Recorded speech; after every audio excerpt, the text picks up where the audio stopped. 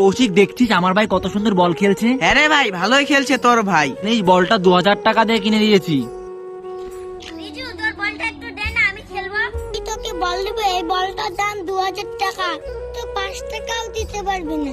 তুই আবার বল চাইতে আছিস, যা এখান থেকে। দেখলি শুভ, তোর ভাই আমার ভাইয়ের সাথে কিরকম ব্যবহার করলো সামান্য একটা বলের জন্য। ঠিকই করেছে। কেন ভাইকে একটা বল কিনে দিতে পারিস না? কত ইয়ার দাম? 2000 টাকাই তো দাম। বলটা কিনে দিলেই তো, তাহলে তো মানুষের কাছে চেয়ে নিতে হয় না। ঠিক আছে, তোরা কি করবি? গেলে না। আরে ভাই, তুই কাঁদছিস কেন এভাবে? দাদা, তুমি তো দেখলে রিজু আমাকে বলার জন্য কিরকম অপমান করলো। হ্যাঁ ভাই, সবই তো দেখলাম, কিন্তু কি করবো, আমার কাছে তো এখন এত টাকা নেই। তোকে আমি একটা, যখন আমার টাকা হবে তোকে একটা বল কিনে দিবো। এখন তুই বাড়িতে যা, আর কাঁদিস না ভাই, যা। না না না দাদা, কথা দাও, তুমি কালকে কিনে দিবে। ঠিক আছে ভাই, তোকে কালকে একটা বল কিনে দেবো, এখন আর কাঁদিস না, যা বাড়িতে যা।